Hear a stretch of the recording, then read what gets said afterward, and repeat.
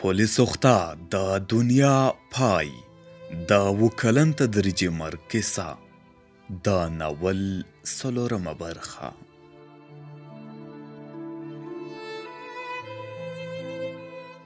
سبا چې له خوب څخه پاڅېدم ټول وجود مې درد کاوه. له موټر چلونکي سره مې لاړم د لوی څارنوال ښاغلي الکو دفتر ته. نوموړي له ما سره ښه او په درنښت چلند وکړ.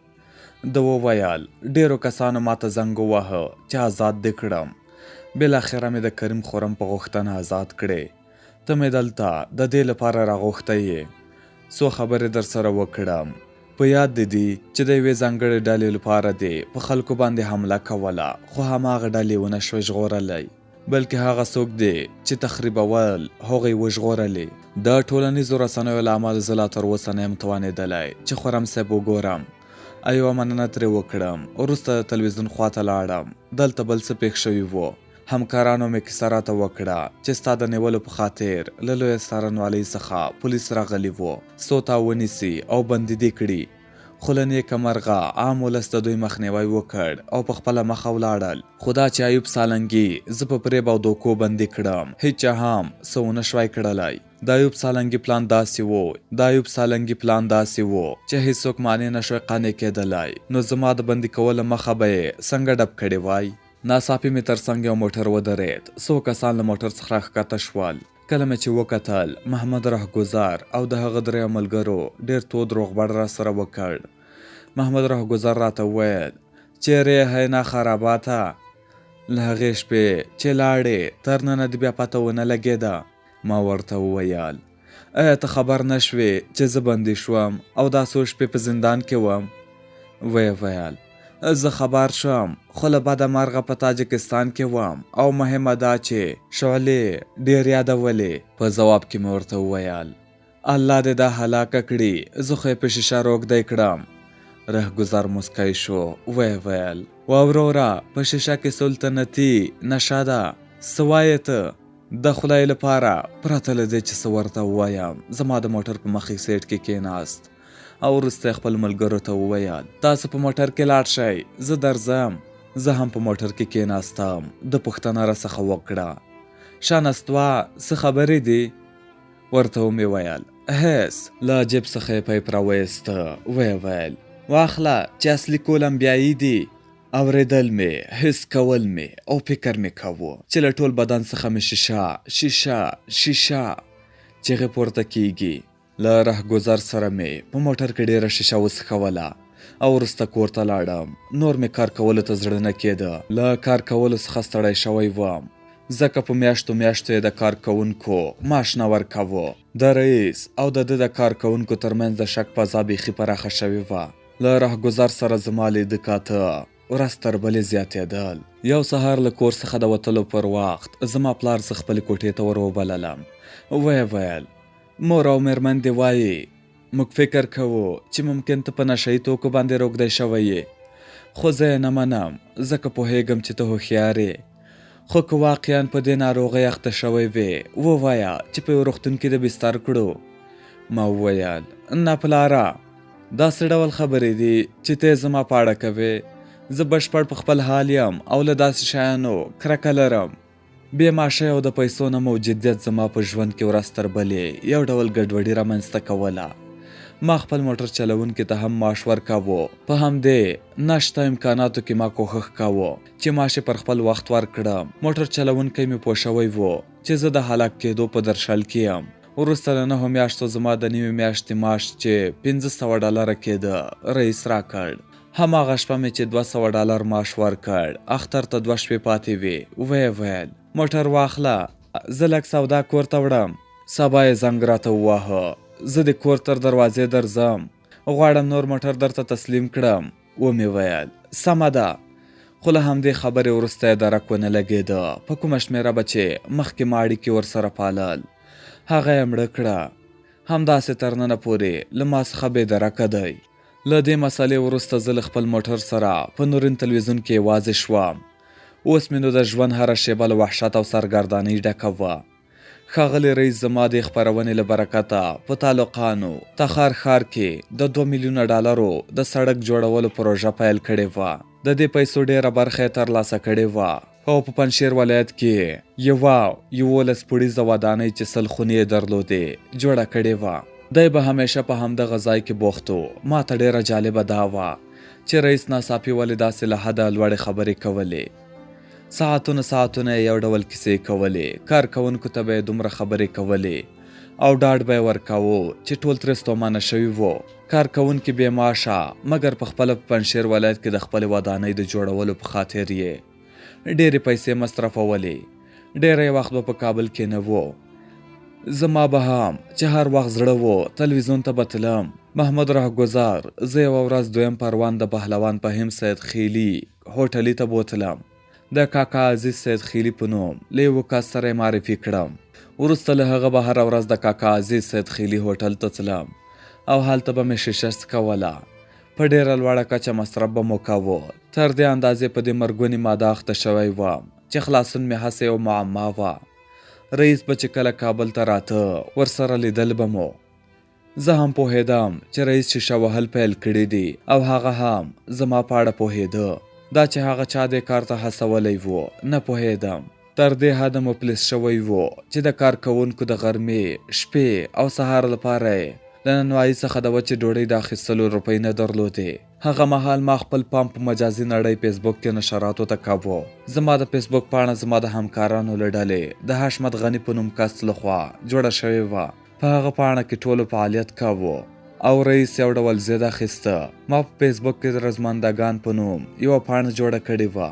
د کابل کوزین هوټل په اړه مې یوه ډېره زړه راښکونکې خپرونه جوړه کړې وه چې زما د پاڼې نشراتي ځواک یې لوړ کړی و. په همدې شپو ورځو کې مې رئیس ته وویل، رئیس صاحب تر کومه وخته له تا سره بې معاشه پاتې شم؟ رئیس ته به مې چې کله د معاش په اړه یادونه وکړه نو د سبا په اړه به یې ګرمې او نرمې وعدې درکولې چې سبا ستاسو حق درکوم. خو بیا به هم سبا د معاش په اړه هیڅ خبر نه و. په دغه پرله پسې ژمنو باندې ورځې تېرېدې. هغه ورځ مې له یاده نه وځي په کومه ورځ مې چې د تیلو د نه موجودیت له امله موټر په تلویزیون کې پاتې شو. 50 افغانۍ نه پیدا کېدې چې یو لیتر تیل واخلم او موټر له دفتر څخه کور ته بوزم. آخر له 3 ورځو ځنډ وروسته رئیس 1500 افغانۍ راکړې څو 15 لیتره تیل ورباندې وپېرم او موټر ته یې واچوم. ومې غوښتل چې د کابل کوزین خپرونې د دوام لپاره په خپله پاڼه په ژوندۍ بڼه خبرې وکړم. یوه شپه په همدې خپرونه باندې بوخت وم چې زنګ راغی. ویې ویل ودې پېژندلم؟ ځواب مې ورکړ نه. ویې ویل خالدار میرویس یم. توقیف خانه دې په یاد ده چې هره ورځ به دې له موږ سره شیشه څښوله؟ ومې ویل نه میرویس جانه. خوښ شوم چې له بند خونې خلاص شوی یې. چیرې یاست؟ ویې ویل شهر نو. ومې ویل زه هم دلته یم. د ادرس او نښو ورکولو وروسته مو یو بل وموندل. په موټر کې له کېناستو سره سمې پایپ راویسته او په شیشه څکولو یې پیل وکړ. هماغه شپه مو تر 3 بجو په ګډه شیشه ووهله. وروسته زه له ځان سره دارالمان ته بوتلم. راته یې وویل دا زما د ورونو کور دی. کله چې کور ته لاړو له ما سره یې ډېر ښه چلند وکړ. ویې ویل زما نوم هاشم خان دی او انجینر یم. تریاکې له جیب څخه راویستل. په کور کې د شیشې څو پایپونه موجود وو. کیسې مو وکړې. ما په خپل موبایل کې څو ویډیوګانې جوړې کړې او د هغه له غږ څخه مې کار واخیسته. یوه کمره مو هم درلوده. سهار وختي د دارالمان ماړۍ په لورې روان شو. د هاشم څو انځورونه ما واخیستل او هاشم هم زما څو قطعې انځورونه واخیستل. میرویس خالدار په موټر کې ویده و. په همدې وخت کې هاشم په یوه کاغذ شاوخوا 1 ګرم شیشه راکړه چې زما سترګې روښانه کړې. حیران شوم. ورته مې ویل دا ټوله؟ ویې ویل هو زما لخوا تا ته ډالۍ ده. د دې مقدار شیشې په ترلاسه کولو مې فکر کاوه چې اوس زه د ټولې نړۍ پاچا یم. وروسته مې اړیکه له هاشم سره پراخه شوه. د مهندس په نوم مې پیژانده. محمد رهګذر مې هم پرېښود او نورین تلویزیون هم. هره ورځ د مهندس کور ته ورتلم. ډېر وخت وروسته پوه شوم چې په کابل کې د مخدره توکو له سترو پلورونکو څخه دی. کور ته به یې د ورځې سلګونه کسان راتلل یا له جوپې او یا هم له ډېرو پیسو سره. زما شیشه په بشپړ ډول برابره وه، د جیب مصرف یې هم راته راکاوه، یو موبایل یې هم راته واخیست، د موټر ماشین مې جم شوی و، هغه یې هم راته جوړ کړ. تر ننه پورې ما دې پوښتنې ته ځواب نه دی موندلی چې هغوی له ما سره ولې دومره مرسته او ښه چلند کاوه، ولې د څکولو لپاره دومره شیشه له کوم بدیل پرته راکوله. زما شیشه دومره زیاته شوه چې نو ورو ټولو ته زما روږدې څېره څرګندېده. په ورځ کې مې 2 تر 3 ګرامو مصرفوله. موده وروسته هاشم ورو له ما څخه واټن نیوه او علاقه یې مخ په کمښت وه. یوه ورځ یې راته وویل که چیرې غواړې هره ورځ 1 ګرام شیشه درکړم باید تر پولیسو خته لاندې زما د نشه یي توکو پلورنځي ته راشې، که نو نور دا ډول نه کیږي. دا داسې وخت و چې زرګونه پوښتنې مې په زړه کې پیدا شوې وې او غربت هم خپل څادر پوره راباندې غوړولی و. په زړه کې مې وویل که پولیسو خته ته لاړ شم نور د هر چا له سترګو پناه کېږم، حل لاره څه ده؟ فکر ته مې د کاکا عزیز هوټل راغی چې کاکا عزیز تازه د شیشې په پلورلو پیل کړی و. دومره پیسې او پیرودونکي یې پیدا کړي وو چې سکرتار او ساتونکي هم ځان ته نیولي وو.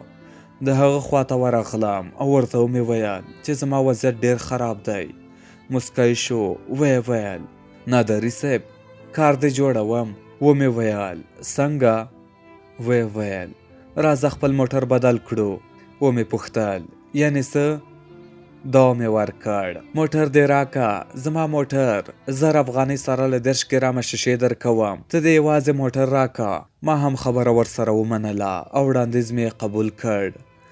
زما موټر 2006 ماډل کورلا وه. هغه یې راڅخه واخیسته او د سینا په نوم یې غټ مصرفی موټر راکړ. شیشه مصرف شوه او تیل هم خلاصیږي. خمار مې نور هم ډېر لوړ شو خو مخ په ښکته کېدو روان و. سخت ودرېدلم او موټر مې د پولیسو خته دروازې ته نږدې پر ځمکه سینه ولګوله. زه ستړی وم. د مهندس په خبره یوه لاره دا ده چې باید د پولیسو خته بیخته ځان ورسوم او له هغه ځای څخه شیشه وپیرم. بیا مې فکر وکړ که تر پولیسو خته لاندې شوم نو غوره او پیژندل شوی شخصیت به مې له 0 سره ضربیږي. باید څه وکړم؟ دا وخت مجبور وم چې تر پولیسو خته لاندې تګ ته تسلیم شم، خو بیا هم زه پر خپل ځای ولاړ وم. یو هلک چې توره څېره یې درلوده دا مې مخې ته ودرېده. دا هلک مې وپېژانده. کله به چې مهندس د هاشم په نوم غږ ورته کاوه دا هماغه کس و. دا کس تر پولیسو خته لاندې د نشه یي توکو د ویش یو له سترو مسؤلینو څخه و. د اصلي سوداګر نوم سید هاشم و. دا کس اوس پوهېده چې زه وږی، خمار او ناروغ یم. په بېلابېلو بڼو یې بېلابېل پیغامونه راته وړاندې کول. که چیرې د پله بیخته لاړ شم نو هم ډوډۍ شته، هم مواد شته او هم نور امکانات راته استوي. خو زه په خپله په دې چورت کې وم چې آیا د پله بیخته لاړ شم که نه. زړه نازړه وم. زما په وجود کې دننه وجدان او ضمیر په نوم یو څه لا ژوندي و او اجازه یې نه راکوله چې د پله بیخته لاړ شم. ځینو روږدو چې زه پیژندلم موټر ته مې رانږدې کېدل. وروسته یې راته وویل راځه دننه. یوه 2 دوده شیشه یې راکړه خو لوږې او خمار سخت ګیر کړی وم. تور رنګي هلک ته مې یو لیک ورکړ. ورته ومې ویل چې د پله بیخته یې یوسه او سید هادي ته یې ورکړه څو شیشې راکړي. لیک یې وروړ او 1 ګرام شیشه یې راته راوړه. یو ځل، دویم، دریم ځل یې دا همکاري له ما سره وکړه. وروسته تور رنګی هلک هم راڅخه ورک شو. دا شپې او ورځې مې تر پولیسو خته لاندې تر ټولو خونړۍ شپې او ورځې وې. هره ورځ د پولیسو خته له بیخه 10 ګونه جنازې پورته کېدې. د پهلوان په نوم یو انسان وژونکی شیطان چې سپکو او درنو وسلو باندې سمبال و پله ته به هر وخت راته. هر څوک به چې لږ بد ورته ښکاره شول او د ده په طبیعت به برابر نه ول ډاز ویشتل به یې. یو ورځ مې ښه په یاد دی چې مازدیګر نږدې تیاره کېده. هماغه تورمخی هلک مې د پله لاندې سید هادي ته واستاوه چې 1 ګرام شیشه راوړي. دا هلک لاړ. زه 1 ساعت ورته انتظار شوم خو رانغی. 2 ساعته وروسته پوه شوم چې له موادو سره تښتېدلی دی. د خمار او لوږې مالامال خوب مې پر وجود لمن غوړولې وه. له سترګو مې اوښکې بهېدلې. کله به مې چې له پله 4 اړخونو ته وکتل نو ژړا به مې یو څه تم شوه. د غم یوې تورې پردې زما سترګې پوښلې وې. د خپل خړ غمجن چاپېریال ننداره مې کوله. روغ انسانان مې لیدل چې خپل ساده او هوسا ژوند ته یې دوام ورکاوه. او یا هغه زوی او مور چې په پلي ډول زما د خړجن موټر له څنګه تېرېدل، هغه هلک چې د مکروني کڅوړه به یې په لاس کې وه. فکر مې کاوه چې دا کیسه نشټیان ته پاتې کېږي چې خپلې مور ته به یې د مثال په ډول زمزمې کولې. اوښکې مې په خیرنو لاسو پاکې کړې او د اوښکو اوبه مې په لاسونو باندې وچې شوې. د ژوند د خوښو ورځو په یاد چې هغه وخت د ښوونځي په 4 ټولګي کې وم، ولوېدم. څه خوشحاله ژوند و. د شپې مې مور په خپلو مهربانو لاسونو مکروني پخوله او د مکروني له خوړلو وروسته په ښکلې مهربانه غېږه کې ویده کولم. که به وپرنجېدم په بیړه به یې خپل لاس زما پر سینه کېښود او ګرم به یې ساتلم چې یخ مې ونه وهي او خولې شم. هغه ماشومه مور ته چې زما سترګې د موټر له منځه ورپاتې وې او ورکتل مې ښکاره وه. زړه مې د مور د لاس پخلي ته تپېده. له ځان سره مې وویل نن شپه مې مور حتما مکروني پخوي او که چیرې هغه وپرنجېږي شاید مور یې پر سینه لاس ورکېږدي. زړه مې د مور نرم او مینه‌ناک لاسونه غوښتل چې په سینه کې یې کېږدي او زما د کلونو ناکرارۍ آرامې کړي. دننه ترخه جدایي مې په قرار ډول غلې کوله، مګر همدا شیبې وې چې یو بغز لکه سکارټ راکټ چاودنې په څېر زما له سترګو څخه د اوښکو سیلاب جاري کړ. ډېر دردونکی، حتی له هرې ممکنې پېښې هم ډېر دردونکی و. وروسته له څو اونیو د خپلې مور په یادونو کې ولوېدم. نه پوهېدم، شاید زړه مې ورپسې تنګ شوی و. د نشې او خمار پر وخت مې کورنۍ هېره کړې وه، خو مور مې هېڅ وخت له یاده نه وتله. فکر مې کاوه چې ټولو اقیانوسونو زما د سترګو له اوښکو څخه سرچینه اخیستې او پر ځمکه بهیږي. په ټول بدن مې سړه صفه خواره شوې وه. غاښونه مې ډېر ژور یو پر بل باندې لګېدل. هغه غږ مې چې له غاښونو پورته کېده، روسي او روان موټر مې یاد ته راته. دا هغه موټر و چې له خپلې ګرانې مور او ماما نسیم سره به مې له نهرین او اندراب څخه نورو سیمو ته په سفر پکې تللم. په ذهن کې مې بېلابېل فکرونه ګرځېدل. حالت مې خراب و. خپل وروستی سګرټ مې ولګاوه. ډېر ژور ټوخي راګیر کړم. مجبور شوم خپل ساړه او زیږه لاسونه په خپله سینه باندې کېږدم. د موټر څوکۍ مې 90 درجې شاته چپه کړه. دا وخت په ټوله سیمه د تیارې څپه خوره وه.